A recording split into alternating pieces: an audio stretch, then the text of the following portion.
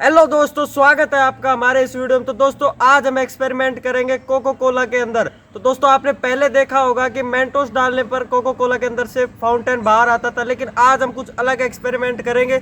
आज हम डालेंगे इसमें कुकिंग सोडा, जिसे बेकिंग सोडा भी बोलते हैं। तो चलिए दोस्तों वीडियो शुरू करते हैं।